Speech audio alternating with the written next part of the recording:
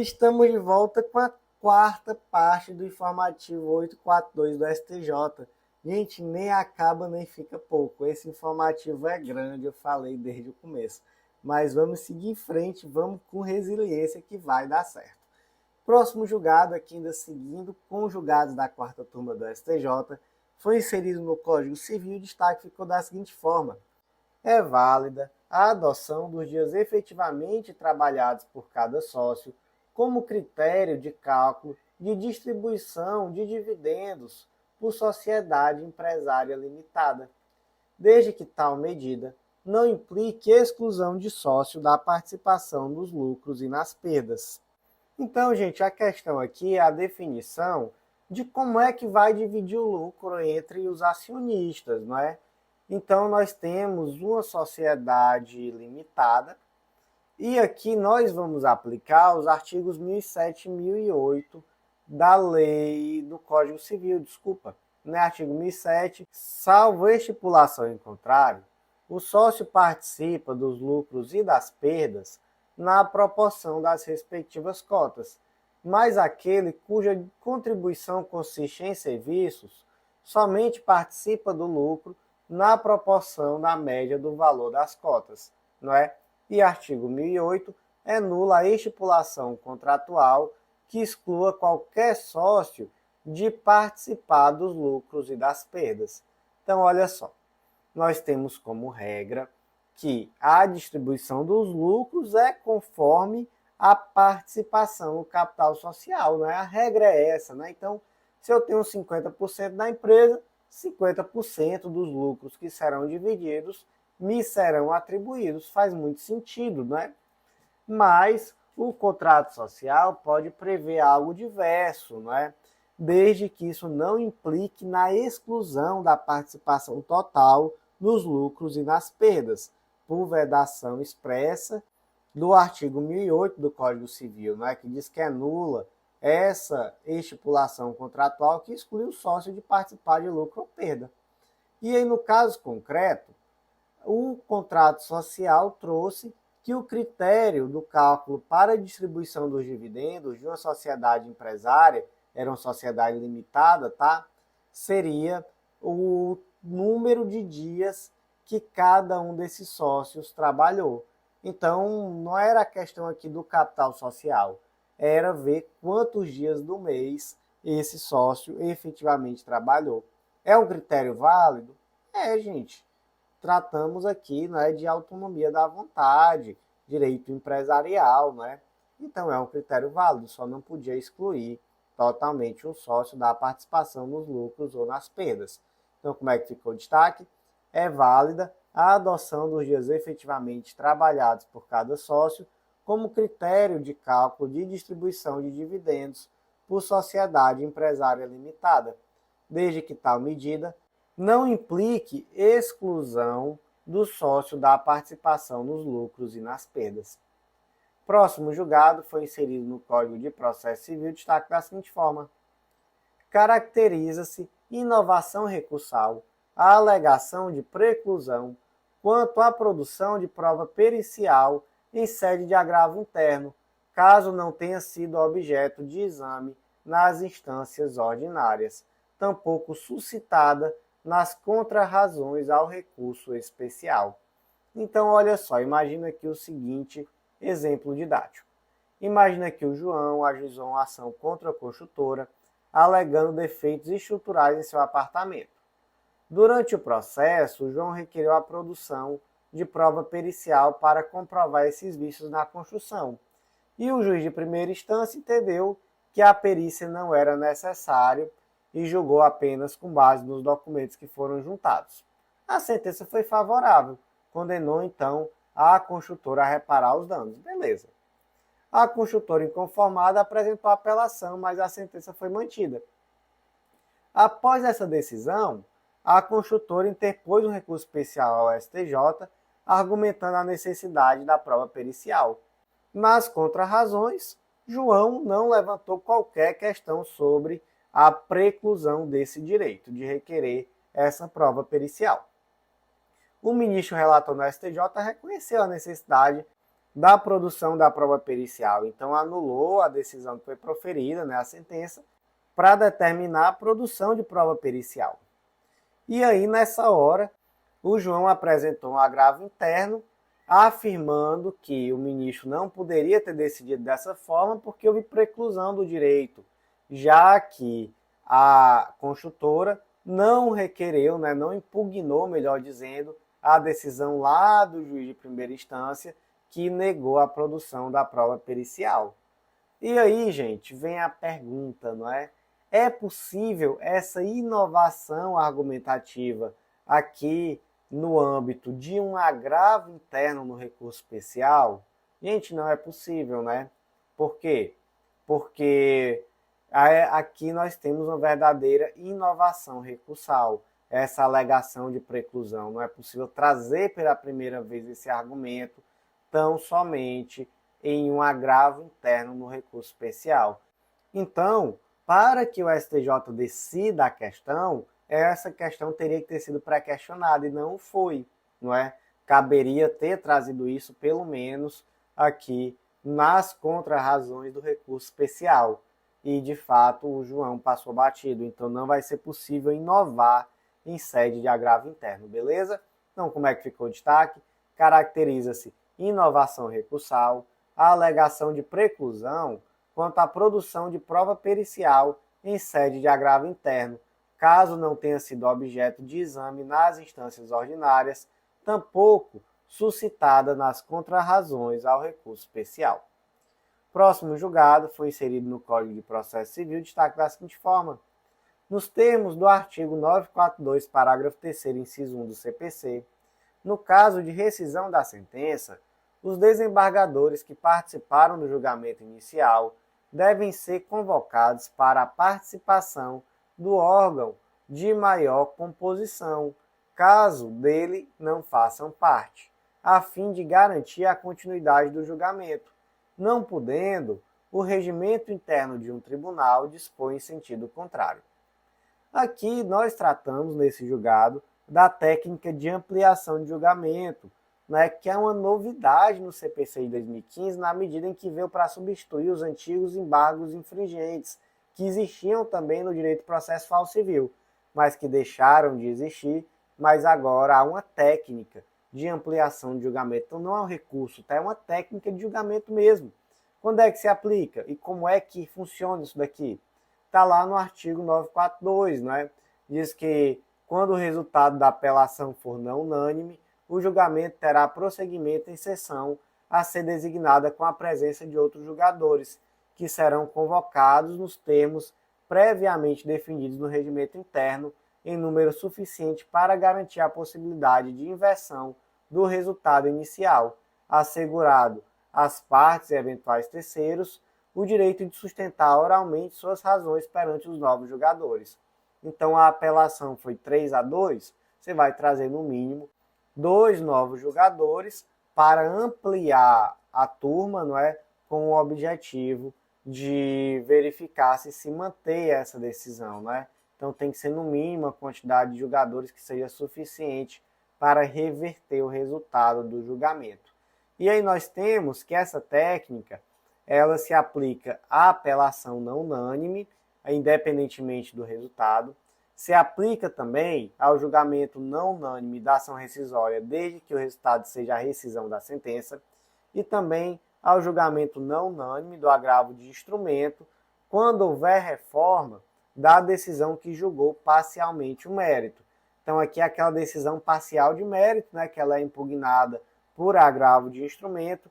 Nesse caso, se houver uma reforma dessa decisão que julgou parcialmente o mérito, aí nós temos também a técnica do julgamento ampliado. Aí só aqui alguns aprofundamentos, né, mais doutrinários, afirmando, não é, que se aplica essa técnica, inclusive na apelação interposta em mandado de segurança e também na rescisão parcial do julgado. E aí, gente, só para aprofundar, né, quando é que não se aplica? Então aqui eu tenho algumas situações. Então, por exemplo, no julgamento do incidente de assunção de competência e no de resolução de demandas repetitivas, julgamento da remessa necessária, quando o julgamento não unânime for proferido nos tribunais pelo plenário ou pela Corte Especial, até porque vai ampliar para onde, né? Se o julgamento já é pela Corte Especial ou pelo plenário, vai chamar quem, pelo amor de Deus? Não tem nem quem, né? E também alguns aprofundamentos aqui, não é? Também não cabe, por exemplo, no âmbito dos juizados especiais e também no âmbito de embargos infringentes pendentes ao tempo do início da vigência do CPC de 2015, beleza? Então aqui só um pequeno aprofundamento sobre como é que funciona essa técnica de ampliação de julgamento. Como eu disse, é uma técnica de julgamento, não é um recurso, beleza?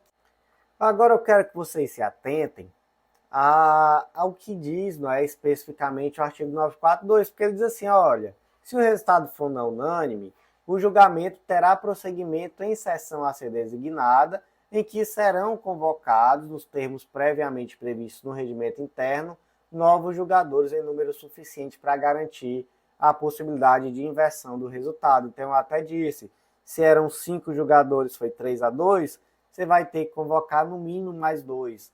E aí, com esses 2 novos votos, é possível a modificação do placar. Lembrando que quem já votou pode, inclusive, alterar o voto, tá? De acordo com aqueles argumentos que os novos julgadores trouxerem, beleza? Mas esse é o primeiro ponto, tá? Então, você traz novos julgadores. Segundo ponto é que essa convocação se dá nos termos do regimento interno.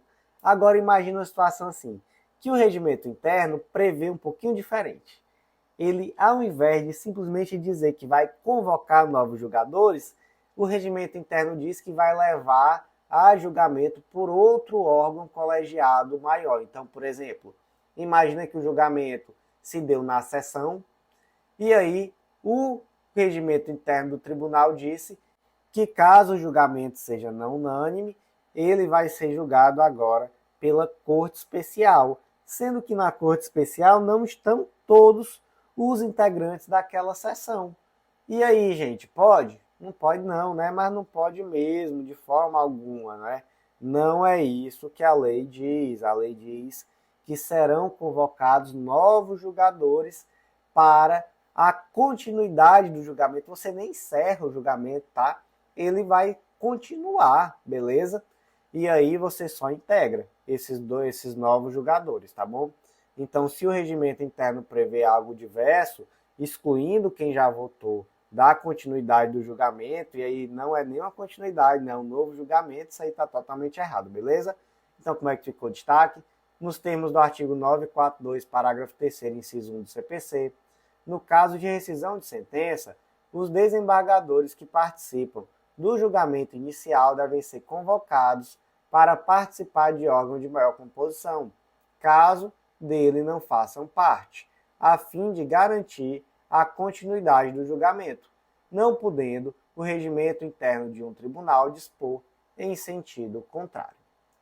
Próximo julgado de hoje foi inserido no Código de Processo Civil destaque da seguinte forma: a aplicação de multa por ato atentatório à dignidade da justiça no processo de execução dispensa de intimação pessoal do executado e de advertência prévia sobre a possibilidade de aplicação. Aqui está o verbo que foi utilizado, foi o verbo prescinde, prescinde de intimação pessoal, mas eu já li como dispensa, né? Para que não cause dúvida, prescinde é dispensa, beleza, gente? Muito cuidado que tem gente que erra a questão por causa disso. É um termo que gostam de usar em questões. E aí, bora lá, né? Nós temos aqui o tal do ato atentatório à dignidade da justiça, que é o quê? É uma conduta omissiva ou comissiva do executado que, aí nós temos, né, artigo 744, fraude à execução, se opõe maliciosamente à execução empregando ardis e meios artificiosos, dificulta ou embaraça a realização da penhora, resiste injustificadamente às ordens judiciais ou intimado não indica ao juiz quais são e onde estão os bens à penhora e os respectivos valores, nem exibe prova de sua propriedade, se for o caso, certidão negativa de ônus. Essa multa ela será fixada em montante não superior a 20% do valor atualizado do débito em execução e é revertida em favor do próprio exequente, tá? Podendo ser exigida nos próprios autos sem prejuízo de outras sanções de natureza processual ou material.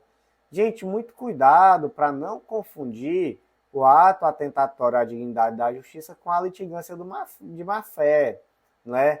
O momento processual normalmente é distinto, porque o ato atentatório ele costuma ser na execução do processo, né? Você vê que são atos na execução do processo. Então, por exemplo, é aquela pessoa que frauda a execução, que se opõe à execução, que embaraça a penhora, enquanto a litigância de má-fé pode ocorrer a qualquer momento, né? Aquela pessoa, por exemplo, que altera a verdade dos fatos, usa processo para objetivo ilegal, opõe defesa ou recurso meramente protelatório, desrespeita a lealdade ou ética processual ou procede de modo temerário, né?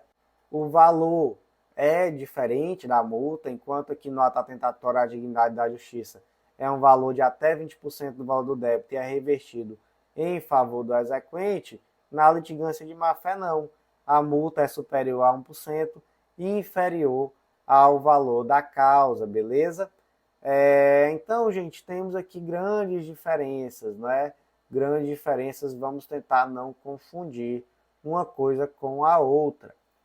E aí, qual é o ponto aqui principal? O ponto principal é saber se há uma obrigatoriedade de, antes de aplicar a multa por ato atentatório à dignidade da justiça, intimar a parte de que aquele ato que ela está praticando, de fato, é um ato que vai poder levar a essa condenação.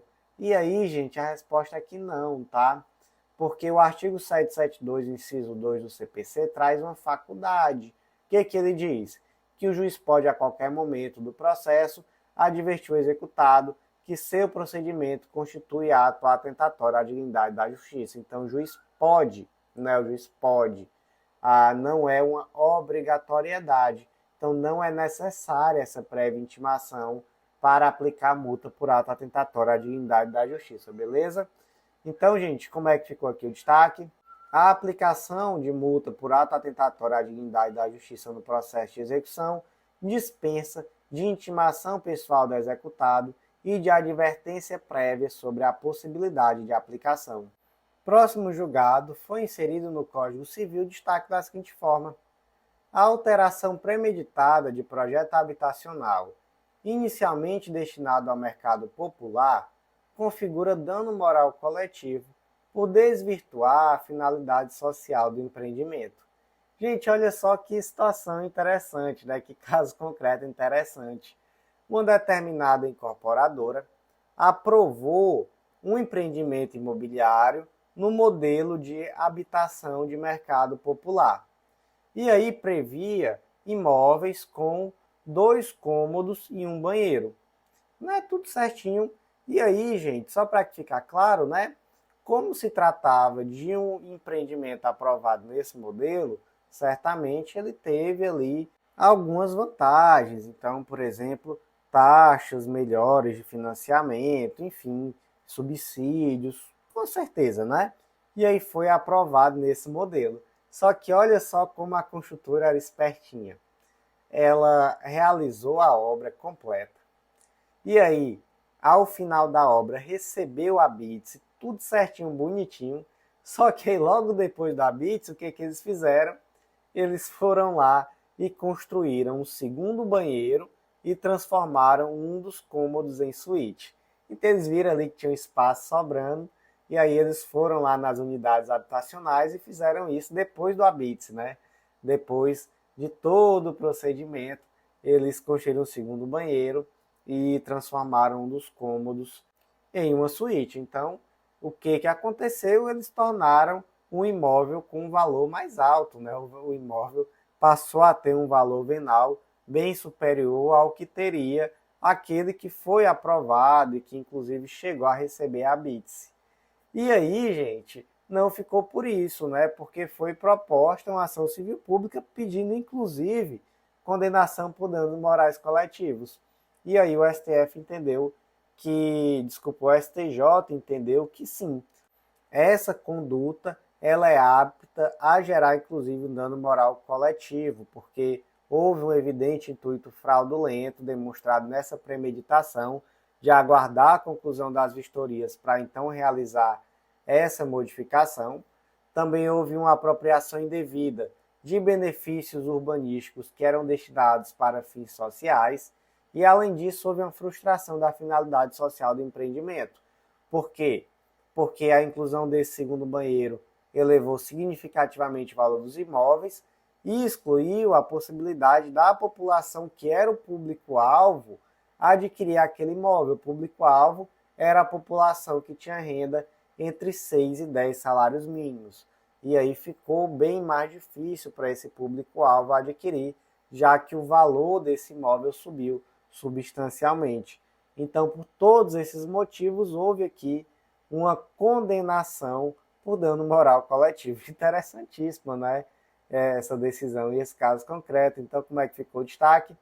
A alteração premeditada do projeto habitacional, inicialmente destinado ao mercado popular, configura dano moral coletivo por desvirtuar a finalidade social do empreendimento. O último julgado da quarta turma não é o último do informativo, tá? O último julgado da quarta turma foi inserido na Lei de Falências e Recuperação Judicial, lei número 11.101 de 2005, e o destaque ficou da seguinte forma: o FGTS deve ser classificado no processo de recuperação judicial e falência como crédito prioritário trabalhista. Então, gente, nós temos, né, a classificação dos créditos na falência. E aí, essa classificação está lá no artigo 83 da Lei 11.101. Né? Então, o primeiro deles são os créditos derivados da legislação trabalhista, limitados a 150 salários mínimos por credor, e aqueles decorrentes de acidente de trabalho. Gente, eu confesso que a voz já está falhando um pouco, viu? Mas vamos lá. Nós temos, né, na classificação esses créditos. Aí depois você vai crédito gravado com garantia real, crédito tributário, créditos quirografários e por aí vai, não é? E aí a pergunta é, como é que se enquadra aqui o FGTS? Gente, o FGTS é equiparado a crédito trabalhista, inclusive nessa classificação de crédito da falência. Então, o crédito da FGTS, ele tem natureza trabalhista também, beleza? Então, vai estar enquadrado aqui na primeira classe, beleza?